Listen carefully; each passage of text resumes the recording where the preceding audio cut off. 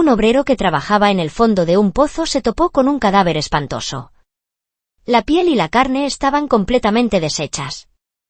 El agua, turbia y marrón, mezclada con huesos, parecía un tarro de encurtidos abandonado demasiado tiempo. Y el olor era insoportable. El forense nos dijo que en el cuerpo había señales claras de asesinato.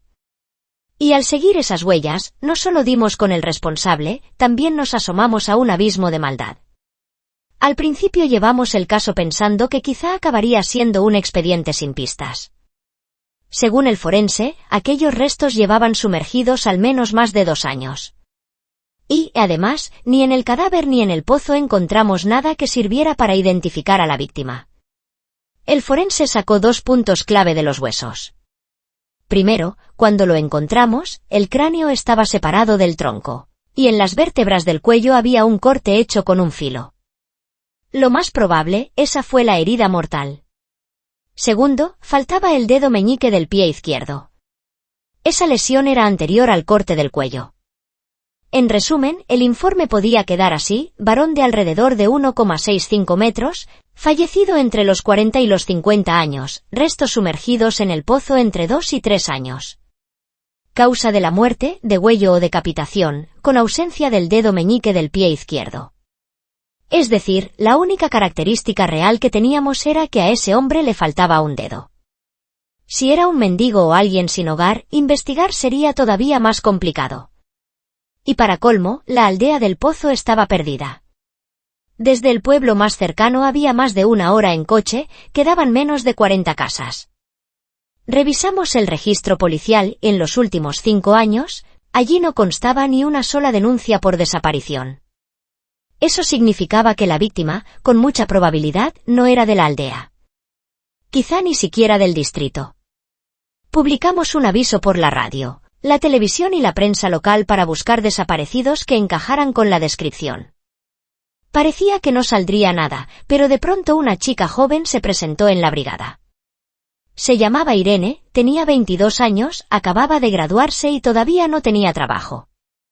Me di prisa en atenderla porque en esa zona ese apellido era poco común, y la mayoría de quienes lo llevaban vivían justo en la aldea donde apareció el cadáver. Nada más verme, soltó la frase que me dejó helado. Ese cadáver podría ser mi padre. Luego me lo contó todo. Su familia era de allí, pero ella no se había criado en la aldea. Su madre murió pronto, así que desde pequeña la cuidó su abuela materna. Su padre se llamaba Gabriel y era de esa misma aldea. Durante su infancia y adolescencia, él aparecía como mucho 1 o 2 veces al año. Poco, sí, pero nunca desaparecía del todo. Así durante más de 10 años. Sin embargo, desde hacía 3 años, ella no lo veía en absoluto, prácticamente habían perdido el contacto. Esta vez, recién graduada y antes de ponerse a trabajar, volvió a buscarlo. Pero no lo encontró. Al llegar a la aldea, vio que la casa donde él vivía había sido derribada hacía tiempo, y nadie sabía dónde estaba. Estuvo a punto de rendirse, hasta que vio el aviso que habíamos publicado. Recordaba que su padre se había hecho daño en un pie trabajando el campo, cortado por la hoja de una azada. Por eso vino. Nosotros ordenamos una prueba de ADN, al mismo tiempo, fuimos a ver al jefe de la aldea. Era un hombre de casi 60 años, con el pelo canoso y ralo. Tenía ese aire de autoridad tranquila que impone respeto. Le mencionamos a Gabriel y a Irene, pero respondió: no tengo ni idea. La verdad, nunca he visto una relación así. Dijo no tengo ni idea y se quedó callado. Ni una palabra más. Nos sentamos allí, mirándonos durante media hora, y no le sacamos absolutamente nada. Con los vecinos fue igual, casi nadie prestaba atención ni respetaba nuestro trabajo. Era como si la aldea entera hubiese pactado no tratar con forasteros. Preguntábamos y no obteníamos respuesta. Eso ya era raro, pero pasó algo aún más extraño. Llegó el resultado del ADN entre Irene y los restos del pozo. Se descartaba la relación padre-hija desde el punto de vista biológico. En otras palabras, aquel cadáver no era el padre biológico de Irene. La última pista se rompió. Yo llegué a pensar que jamás podríamos identificar esos restos. Pero Irene no se rindió. Volvió a la brigada y dijo que podía aportar una pista, pero que debíamos ayudarla a comprobarla. Al oeste de la aldea hay un gran árbol. Detrás, un montículo. Por favor, caben ahí. Lo dijo con una firmeza absoluta, como si debajo estuviera enterrado su padre. Pero cuando le preguntamos cómo lo sabía, no pudo responder. Si sabía que su padre estaba muerto, ¿por qué al principio dijo que venía a buscarlo? Si ya sabía que estaba enterrado allí, ¿por qué aceptó la prueba de paternidad con el cuerpo del pozo? Las dudas se acumulaban y no podía explicar ninguna. Aún así, tampoco intentó mentir para tapar huecos.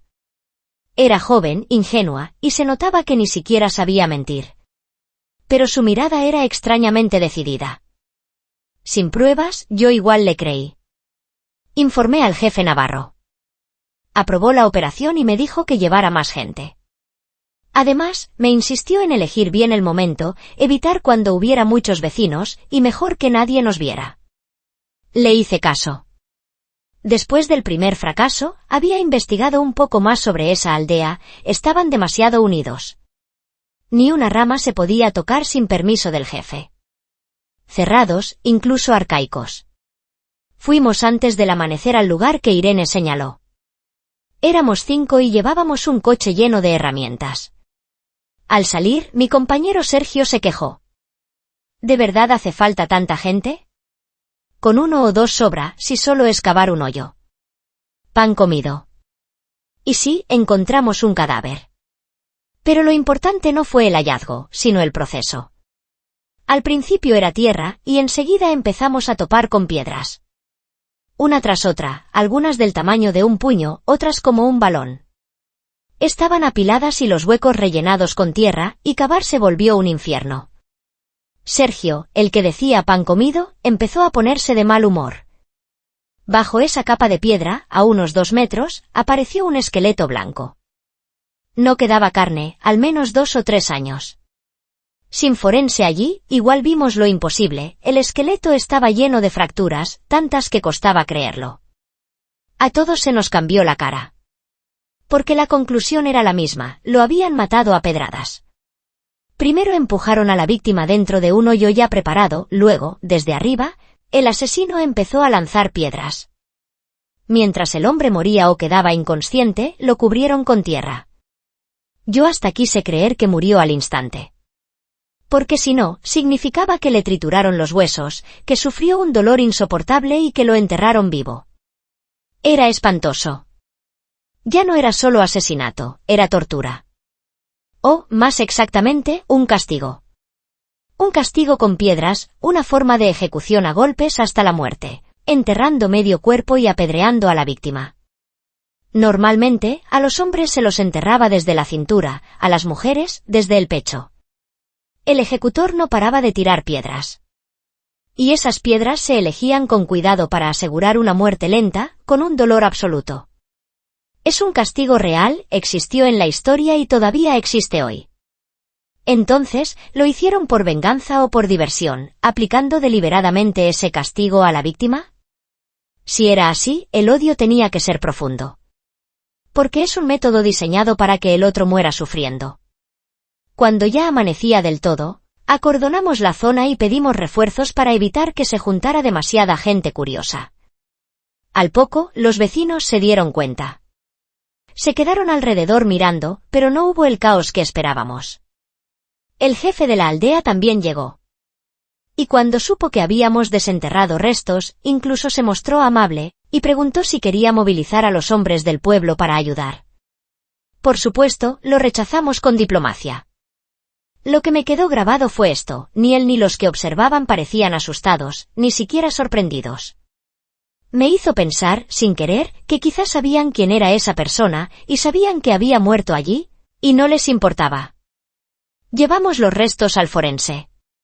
El resultado encajaba con lo que vimos, era una mujer. Quedaba descartado que fuera el padre de Irene.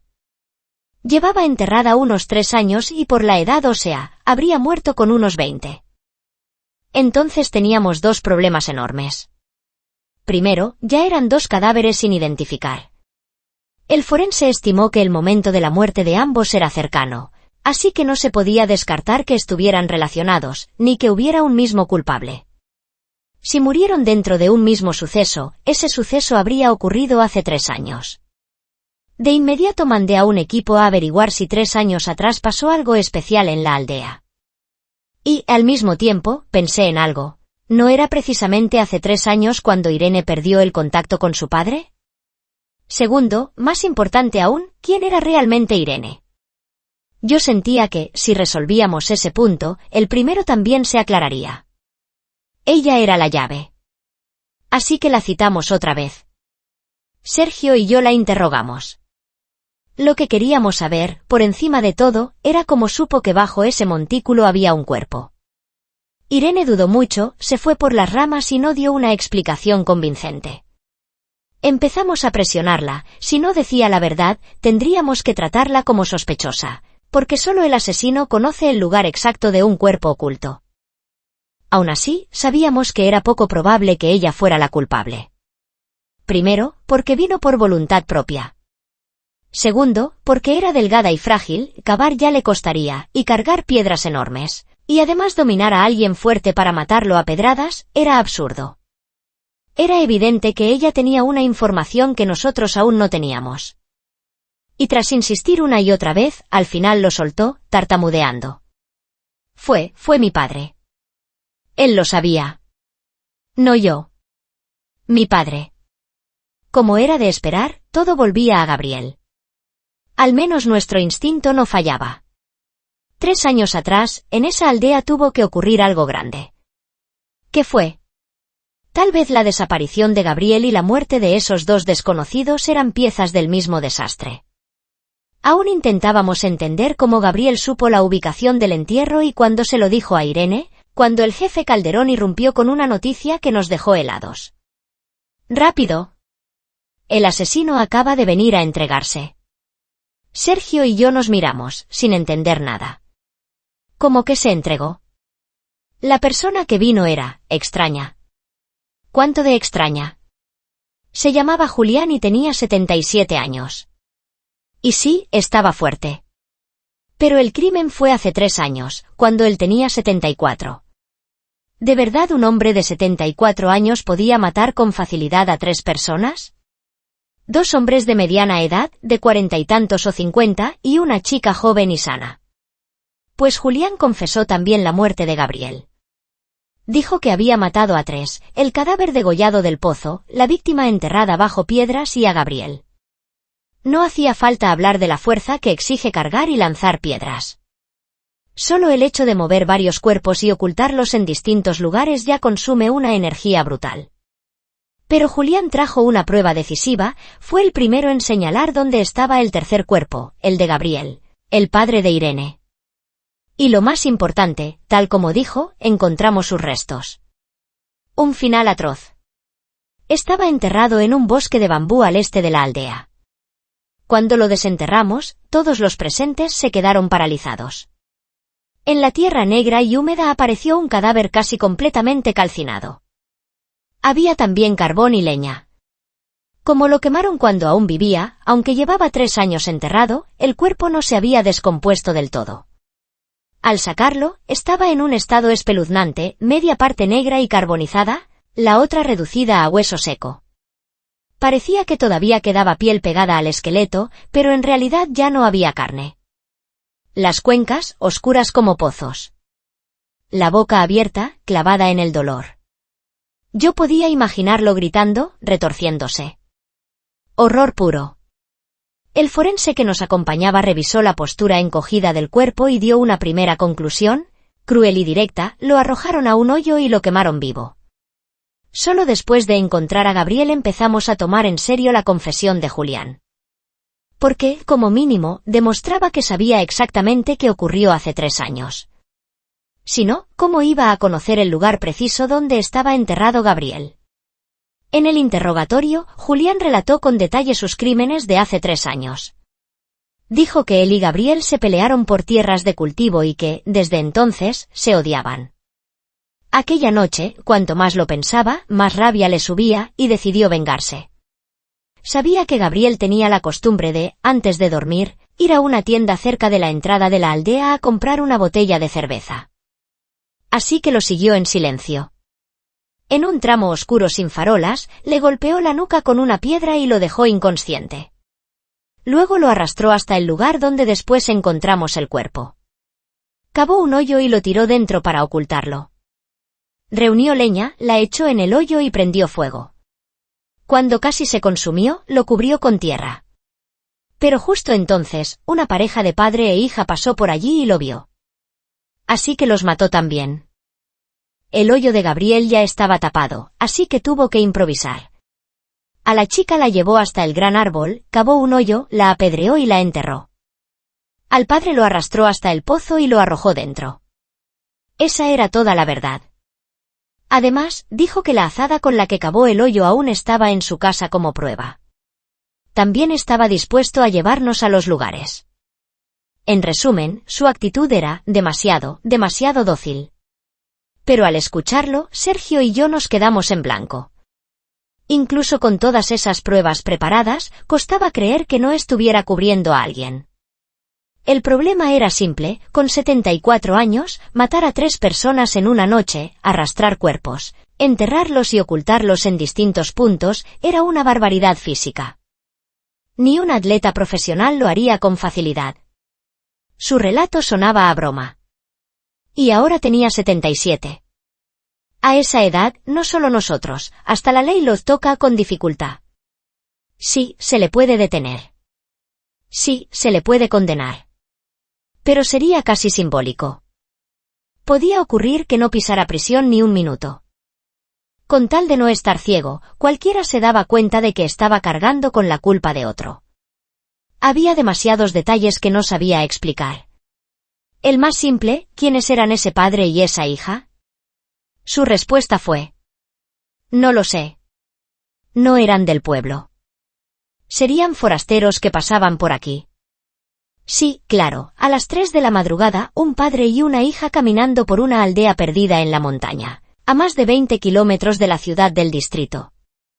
¿A quién pretendía engañar? Así que la pregunta de verdad era otra: ¿a quién estaba cubriendo Julián? La investigación mostraba que Julián era un anciano aislado, sin esposa, sin hijos, sin parientes, completamente solo. No había de dónde tirar. No encontrábamos, por el momento, a nadie que encajara como sospechoso. Mientras intentábamos confirmar la identidad de aquel padre y aquella hija, lo único que podíamos hacer era seguir investigando alrededor de Julián.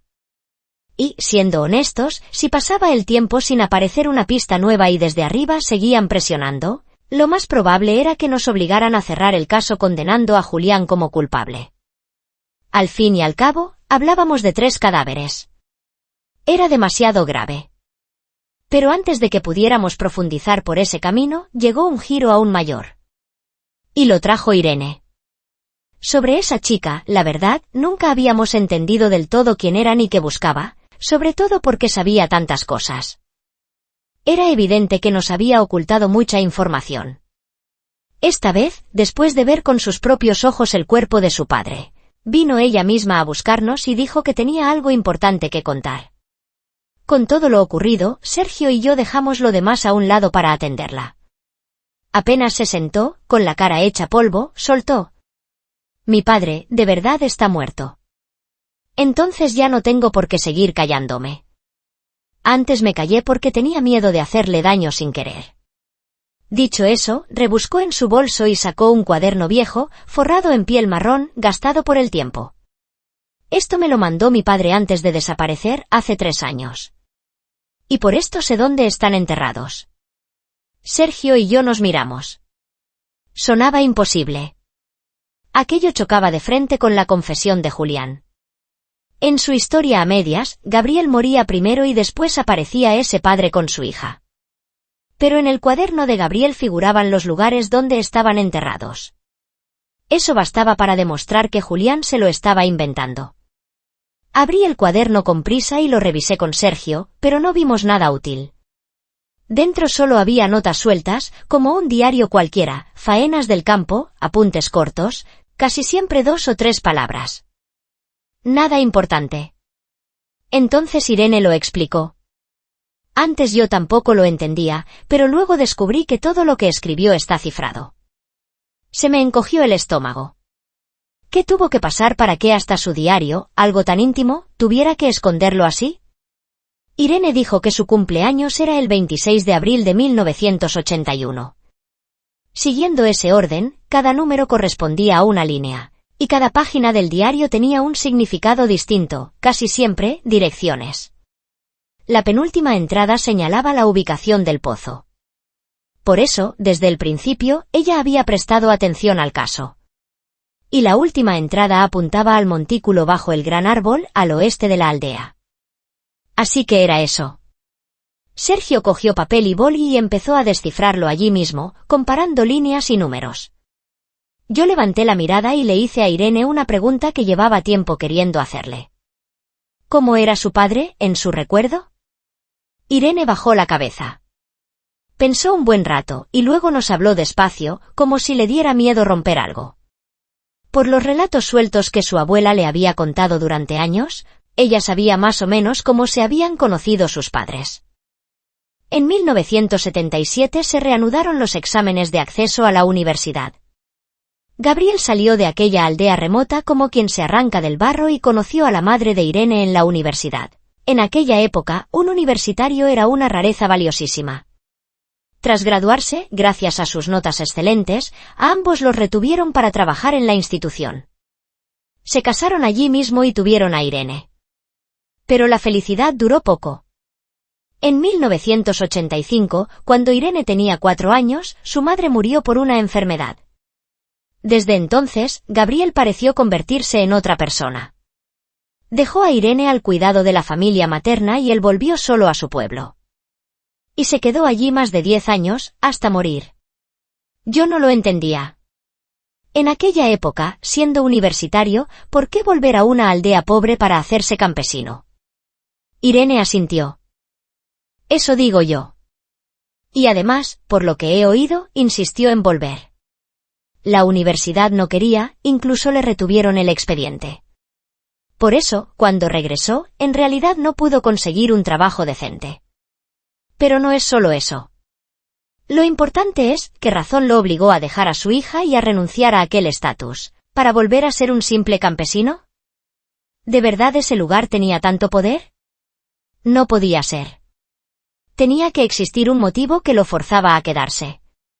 Y quizá ese mismo motivo fue el que lo llevó a morir de forma tan horrible allí. En ese momento, Sergio terminó el descifrado. Se giró hacia mí con la cara blanca. Aquí hay 12 lugares y 7 nombres.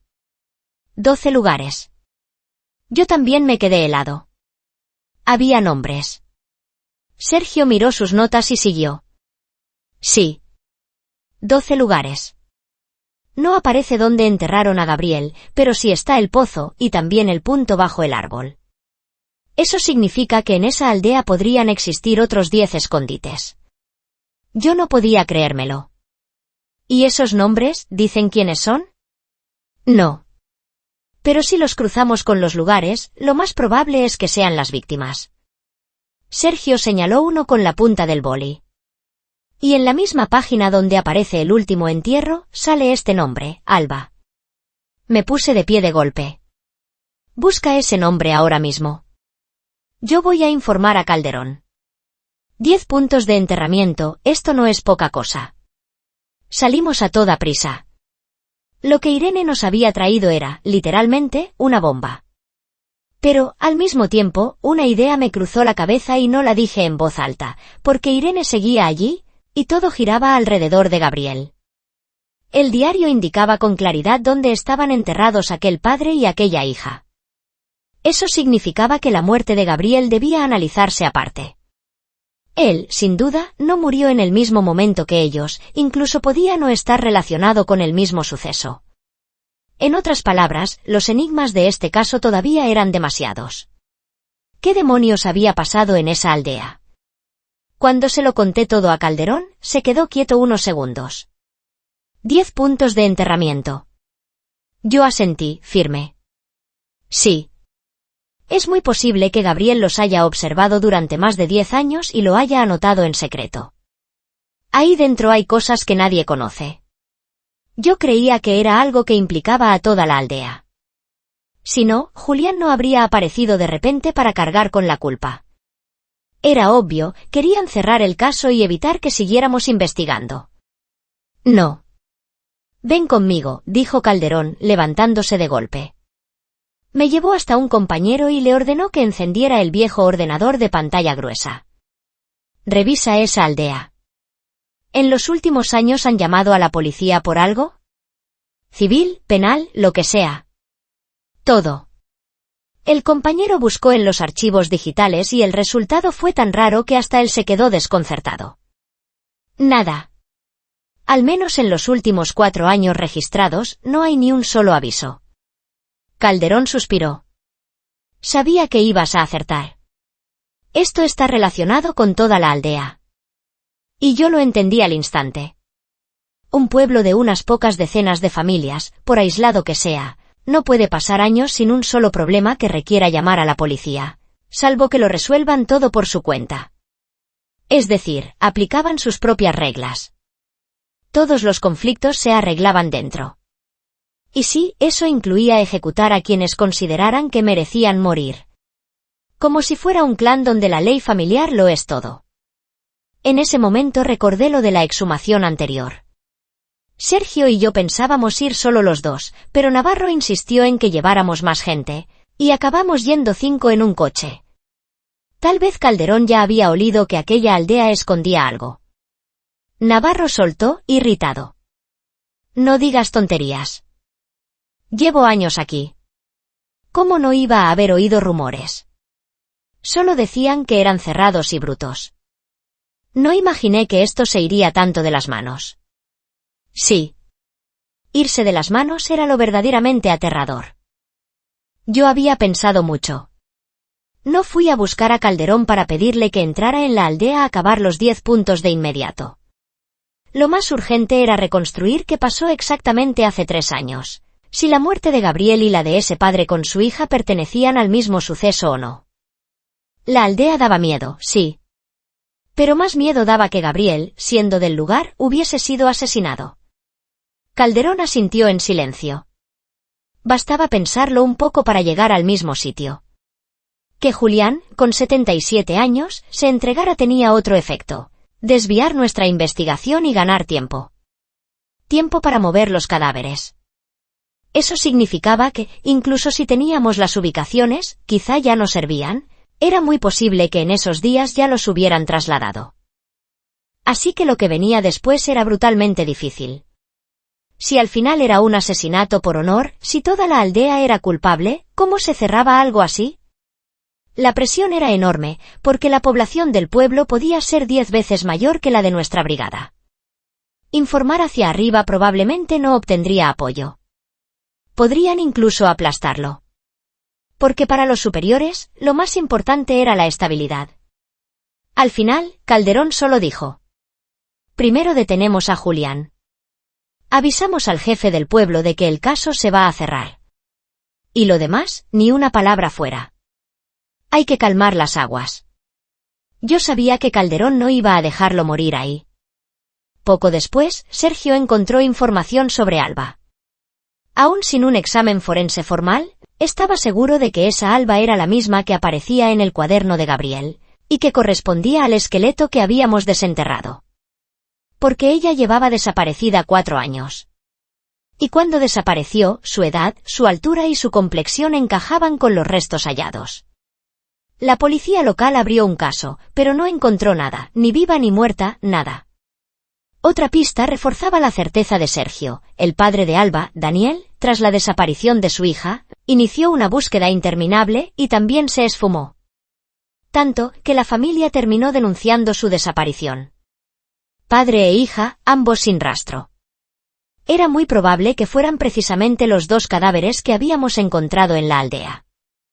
Pero que desaparecieran sin motivo era imposible. Sergio, tras revisar montones de documentos, apretó los dientes. Esto no es una desaparición. Es trata. Ya lo tengo claro. Y yo también lo vi. Si esa era la línea, todo encajaba. Hace 4 años, Alba, una universitaria de 20, fue secuestrada por una red de traficantes. Luego la vendieron a esa aldea como esposa, como una máquina de parir. Su padre, Daniel, pasó un año entero destrozándose buscándola, hasta que hace 3 años llegó por fin a esa aldea. Pero no pudo sacarla. Allí estaban demasiado unidos. Y acabaron matando a ambos. Quizá, para asustar a otras mujeres vendidas allí, se ensañaron así. A Alba la destrozaron a pedradas y la enterraron. A Daniel lo degollaron como castigo y lo arrojaron al pozo abandonado. Entonces, ¿qué papel jugaba Gabriel en todo esto? Como ya se dijo, el cuaderno registraba el lugar donde enterraron a Daniel y a Alba. Eso significaba que cuando ellos murieron, Gabriel todavía estaba vivo. Y eso casi probaba que él estaba del mismo lado que la aldea. Por eso, sospechábamos que Gabriel podía ser el enlace que conectaba con la trata de mujeres. Porque en todo el pueblo, él era el único que había vivido fuera, con experiencia, con mundo. Incluso era posible que por eso renunció a un buen trabajo y regresó como campesino, para ganar más dinero. Además había otra pieza importante. Si nos guiábamos por el cuaderno, era muy probable que Gabriel hubiese tenido algún conflicto con alguien del pueblo, y por eso empezó a cifrar el diario y anotar los entierros como un seguro, una carta para negociar después. ¿Qué conflicto exactamente? Todavía no lo sabíamos. Pero, gracias a esa grieta, nosotros teníamos por fin una pista clara. Si no, la oscuridad de esa aldea quizá nunca habría salido a la luz. Después de plantear esas hipótesis, Calderón reunió a todo el equipo en una reunión larguísima. Al final, llegamos a una conclusión amarga.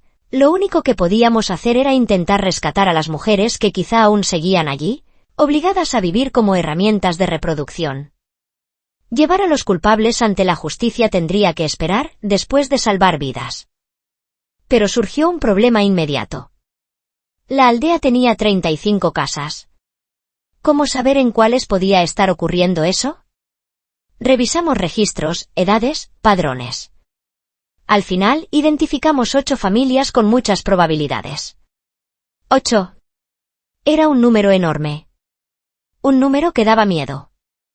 Y la forma de entrar era un problema aún mayor. Durante esos días consultamos casos similares en otros lugares. Era peligrosísimo. Había ejemplos de policías que entraron a lo loco y fueron rodeados, incluso volcaron patrullas. Hubo heridos. Hubo muertos. También había familias que, al ser detenidas por comprar esposas, se encaraban a gritos. «Es nuestra mujer. La hemos pagado. Si pagas, es tuya». Y había casos donde insultaban a las mujeres rescatadas con lo peor. «Eres una basura. Ya la he destrozado jugando con ella. Ni siquiera puede parirme un hijo varón. ¿Y todavía quiere largarse?» Y había algo más extremo todavía, un padre anciano buscando a su hija, y al final, para poder llevársela, tuvo que pagar el dinero que la familia había gastado en comprarla, y solo así pudo recuperar a una hija destrozada, fuera de sí, medio loca. En resumen, la situación era gravísima. Torres se dejó la piel. Aquellos días estaba tan asfixiado por la presión que parecía a punto de quedarse calvo. Pero al final encontró una salida, localizó a un viejo compañero de estudios, que además era íntimo amigo del jefe de la aldea. Así que Torres le pidió que preparara una jugada. Cuando todo estuvo listo, Torres reunió al equipo y habló con una seriedad poco habitual. Esta vez no era una operación rutinaria. Quedaba terminantemente prohibido filtrar información y menos aún a la prensa. De lo contrario, las consecuencias serían devastadoras, si hacía falta. Ni siquiera existiría un expediente oficial del caso. Eso significaba una cosa, Torres no tenía respaldo de arriba. Si esto salía a la luz, ninguno de nosotros se iría de rositas. Al principio todavía hubo compañeros que dudaron. Pero Javier trajo otra noticia. Y esa noticia borró cualquier vacilación. La noche de la operación reunimos 9 vehículos y subimos directos a la montaña. Sin ruido, sin alardes. Cuando nos acercamos a la aldea, ni siquiera nos atrevimos a encender las luces.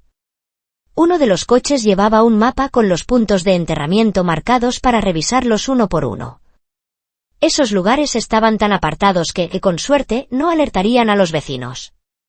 Porque aquella noche, la mayoría de los jóvenes fuertes del pueblo no estaba en casa. La jugada de Torres consistía precisamente en eso. Su amigo dio la cara. Invitó al jefe de la aldea y a los hombres jóvenes a irse de viaje. La excusa era perfecta. Un inversor quería arrendar varias montañas del pueblo para montar huertos frutales. Un negocio grande. Después, la producción y la gestión permitirían que la aldea participara, especialmente los hombres que se quedaran. Con ese pretexto, con la idea de conocer antes a los futuros socios del enriquecimiento, el jefe de la aldea aceptó. Los otros 8 coches se repartieron las casas asignadas de antemano, llamamos, entramos, controlamos a todos los que estaban dentro y registramos cada rincón con desesperación, incluyendo patios, sótanos y cualquier hueco imaginable. Por suerte, en 7 casas no encontramos nada. Por desgracia, en una sí. Allí encontramos a una mujer joven, encadenada con grilletes y candados, dentro de una pocilga. Cuando la vimos, estaba fuera de sí, la cabeza hecha trizas. Al vernos, se agitó con violencia. Y nosotros ni siquiera supimos distinguir si estaba llorando o riendo. Quizá lloraba, porque tenía lágrimas. Quizá reía, porque al vernos, de verdad estaba feliz. La sacamos de allí junto con un matrimonio mayor, de más de 50 años, de esa misma familia. Tras una noche de interrogatorio, admitieron que la habían comprado como esposa, para sus 2 hijos. ¿2 hijos? La pobre seguía en estado de pánico. Solo pudimos prepararle un sitio para pasar la noche y dejar a una compañera con ella, vigilándola y cuidándola. Otro coche, el que buscaba restos, también tuvo resultados. Los 10 puntos de enterramiento, tal como temíamos, habían sido vaciados y trasladados. Pero en un lugar donde la tierra estaba removida de forma reciente, excavaron y regresaron con 3 fragmentos de hueso blanco. Aquella noche fue una pesadilla. Y cuando amaneció, en realidad, lo difícil apenas empezaba. Lo más inquietante era lo que ocurriría cuando los hombres del pueblo regresaran del viaje. Si decidían hacer algo, las consecuencias eran imposibles de imaginar. Como ya se dijo, para los superiores lo más importante era la estabilidad. Torres lo había previsto desde el principio. Fue solo a ver al jefe de la aldea y habló con él durante mucho tiempo. Cuando el jefe regresó, la aldea entera quedó extrañamente tranquila. No supimos qué le dijo Torres, pero él siempre tuvo su propio modo de resolver las cosas. Por nuestra parte, tras una noche, la mujer secuestrada empezó por fin a recuperar algo de lucidez. Por suerte, recordaba su nombre, su identidad e incluso una dirección aproximada. Se llamaba Lucía, tenía 19 años. La habían vendido a la aldea hacía apenas 2 o 3 meses y por eso la tenían encerrada en la pocilga. Esa familia decía que aún no estaba domada. Contactamos de inmediato con la policía del lugar donde figuraba su registro para que avisaran a su familia. ¿Y la familia que la compró? Los soltaron. Fue decisión de Torres. Probablemente, una concesión que se vio obligado a hacer. A cambio, la aldea entregó todos los restos que había escondido y reveló todos los nombres que conocía. En eso también ayudaron los 3 fragmentos de hueso encontrados aquella noche. Y como había pasado demasiado tiempo, al final esos casos se tramitaron como muertes accidentales, uno por uno, se cotejaron y se contactó con los familiares. Y lo más importante, a partir de entonces, habría una presencia permanente en la aldea. No solo personal nuestro. También el hijo y el nieto del jefe del pueblo obtendrían una plaza fija, empezando como agentes auxiliares o asistentes de policía. Esa fue la concesión de Torres, y también el paso decisivo de su plan para controlar la aldea desde dentro. Quería dividirlos, si se formaba un bando que dependiera de la ley, el otro quedaría inevitablemente como el bando de la infamia. Torres entendía demasiado bien a la gente. Y, de hecho, le funcionó. Durante los años siguientes, quienes querían conservar esa plaza fija tuvieron que garantizar que en la aldea no volvieran a ocurrir atrocidades. Sí, seguían existiendo matones y abusivos, pero ya no podían hacer todo lo que querían, lo que la plaza, No les permitía, no podían hacerlo. El resultado fue, en cierto sentido, un desastre a medias. Porque de principio a fin solo rescatamos a una mujer y además tarde. Pero había que entenderlo, desde el inicio esto era una tragedia sin final feliz. La estabilidad siempre pesaba más que cualquier otra cosa. El cierre de todo recayó sobre otra chica, Mina. Con Edgar procesado, por fin Thomas pudo ser enterrado. Mina eligió colocar las cenizas de su padre en un cementerio al aire libre de la ciudad del distrito, en lugar de volver a aquella aldea terrible. Ese día, Javier y yo la acompañamos, sola le habría resultado demasiado. Cuando terminamos, el sol ya se había puesto. Mina se quedó frente a la lápida, callada, con un dolor inmenso, pero conteniéndose para no derrumbarse. De pronto recordé algo. Mina sabía lo monstruoso que era su lugar de origen, pero había una cosa que quizá aún ignoraba. Podía pensar que su padre también había sido uno de los que participaron en ese mal. Igual que nosotros mismos llegamos a pensar. Le pregunté a Javier en voz baja si ya se lo había contado. Él respondió que creyó que yo lo había hecho. Así que nos acercamos juntos a Mina, frente a la lápida de Thomas, y saludamos con formalidad. Mina, por supuesto, se quedó sorprendida. Yo le dije: tu padre era un hombre digno de respeto. Su expresión se volvió todavía más incrédula. Y Javier, despacio, explicó el motivo. Lo mencionamos antes. Aquella noche, antes de actuar, hubo compañeros que dudaron, ¿te acuerdas? Pero yo traje una noticia. Esa noticia borró todas las dudas. Revisé cada uno de los nombres del cuaderno de Thomas. Y descubrí que, aunque todos eran víctimas, no todos estaban muertos. En esa lista había una mujer, y ella seguía viva. Logré contactarla. Cuando supo los detalles, y sobre todo cuando supo que Thomas había muerto, nos contó una verdad que nos dejó en shock. Ella sí había sido vendida a esa aldea. Pero consiguió escapar. Y quien la ayudó a huir fue Thomas. Solo que Thomas le advirtió que regresara, que viviera bien y que jamás se lo contara a nadie. Porque si se filtraba, él podía morir. En ese instante, por fin entendimos por qué Thomas renunció a su propia hija y a un futuro brillante, y regresó a esconderse en aquellas montañas para convertirse en campesino. Buscó todas las formas posibles de salvar a otros, sin importarle su propia seguridad. Y por fin entendimos por qué murió. Es muy probable que fracasara al intentar ayudar a Víctor a recuperar a Hannah. Tal vez uno de los dos no soportó la tortura y acabó delatándolo, o tal vez fue por otra razón. El resultado fue el mismo, lo ejecutaron por su cuenta. Pero incluso al saber que ya estaba expuesto, no huyó. Pensó, en cambio, cómo hacer llegar el cuaderno que él mismo había escrito, a las manos de su hija. Al oír aquello, todos nos quedamos en silencio. Primero, por compasión hacia Thomas.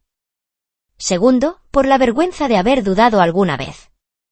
Era un hombre normal, y aún así trató su propia muerte como si no pesara nada, con tal de salvar a otros. Y nosotros habíamos vacilado. Solo puedo decirlo así, Thomas, fue inmenso. Cuando Javier terminó, Mina tenía los ojos llenos de lágrimas. ¿De verdad? ¿De verdad es cierto? Sí. Él fue un héroe. Javier asintió y continuó, muy serio. Dijo que, en ese cuaderno, si uno levantaba la piel de la cubierta, en el borde interior, había un texto escrito por Thomas. Mina buscó con manos temblorosas en su bolso y sacó el cuaderno viejo que le habíamos devuelto hacía tiempo. Lo llevaba siempre encima. Y lo que Thomas había dejado escrito allí decía, en esencia, que tenía una hija, que era un ángel, la persona a la que más había amado en su vida, y por la que estaba dispuesto a tirar su propia vida. Pero que precisamente por eso, cada vez que pensaba en las hijas de otros, capaces de sufrir destinos horribles, no podía quedarse en paz. Que aquella aldea era su origen, su pecado. Que quería usar la poca fuerza que le quedaba para ayudar a esas mujeres. Que no lo hacía para expiar nada, sino con la esperanza de que, si algún día su propia hija corría peligro, alguien haría lo mismo por ella. Que deseaba que el mal se disipara poco a poco y que la bondad siguiera pasando de mano en mano. Mina apretó el cuaderno contra el pecho, se arrodilló frente a la lápida y lloró sin voz. Después ya no hubo palabras. El crepúsculo cayó lentamente, trayendo la noche, pero no una noche completa, porque siempre quedaban estrellas. Gracias por escuchar esta historia. Si les ha gustado, denme un me gusta y suscríbanse al canal. Muchas gracias.